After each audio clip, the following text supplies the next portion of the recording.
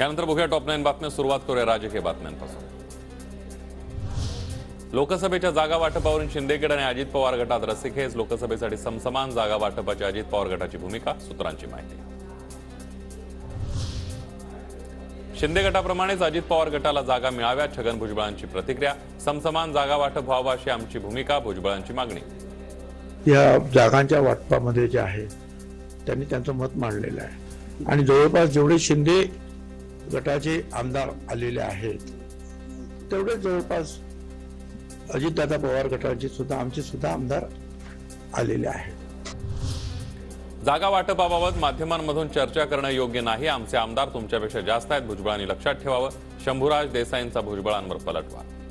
भुजबळ साहेबच जर आता आकडेमोड करायला लागले तर मला पण त्यांना सांगावं लागेल, भुजबळ साहेब तुमच्या 40 आमदारांपेक्षा शिंदे साहेबांच्या बरोबर आज 50 आमदार आहेत। भांडा सौख्य भरे। जागा वाटपातील रस्सीखेच नंतर विजय वडेट्टीवारांची शिंदे गटासह अजित पवार गटावर टीका। आम्ही आता बघू, त्याच्यावर लक्ष आहेच। नांदा लोक म्हणतात नांदा सौख्य भरे, तर भांडा सौख्य भरे आम्ही बघू। राहुल गांधी, खरगे किंवा उद्धव ठाकरे कोणीही पंतप्रधान बनू शकतं, संजय राऊतांचं वक्तव्य। तर पंतप्रधान पदाचे 3 उमेदवार देऊन राऊतांनी देश वाटायचं ठरवलंय का? शेलारांचा राऊतांना सवाल। मग हा देश काय 3 भागामध्ये वाटायचं ठरवलंय त्यांनी? 3 पंतप्रधान पदाचे उमेदवार घेऊन 3 भागात देश वाटवण्याचा संजय राऊत यांचा प्रयत्न भारत सहन करणार नाही। राम मंदिराच्या निमंत्रणावरून वादाची पंगत। राज ठाकरे व्हीव्हीआयपी म्हणूनच त्यांना निमंत्रण। भाजपवर टीका करणाऱ्यांना का बोलवायचं? उद्धव ठाकरेंना निमंत्रण न पाठवण्यावर गिरीश महाजनांचं विधान।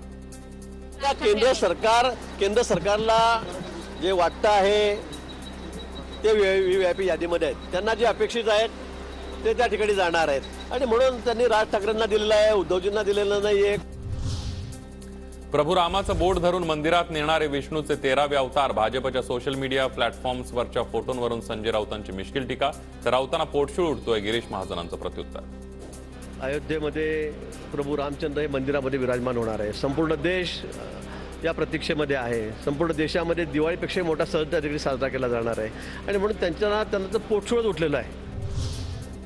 अयोध्येमध्ये एकच भक्त व्हीआयपी, ते म्हणजे नरेंद्र मोदी। बाबरी पाडल्यावर पळून जाणारे हिंदुत्वाची भाषा करतात, संजय राऊतांचा फडणवीसांवर निशाणा। या देशामध्ये फक्त एकच भक्त व्हीआयपी आहे, त्यांचं नाव नरेंद्र मोदी। आम्ही सगळे सामान्य भक्त आहोत म्हणून आम्ही अयोध्येच्या लढ्यामध्ये उतरलो। तेव्हा आजचे व्हीआयपी कुठे होते? तेव्हा आजचे व्हीआयपी जे आहेत हे ढुंगणाला पाय लावून पळून गेले होते। हातकणंगले, कोल्हापूर, सांगली, माढा, बुलढाणा, परभणी या जागा लढवणार। स्वाभिमानी शेतकरी संघटनेच्या राजू शेट्टींचं वक्तव्य। तर आम्हाला महायुती आणि महाविकास आघाडीचाही अनुभव वाईट, असंही वक्तव्य। 6 जागा आम्ही निवडलेत। हातकणंगले असेल, कोल्हापूर जिल्ह्यातला दुसरा कोल्हापूर मतदारसंघ असेल, सांगली मतदारसंघ, बुलढाणा आणि परभणी, अशा 6 जागा आम्ही निश्चित केलेल्या आहेत।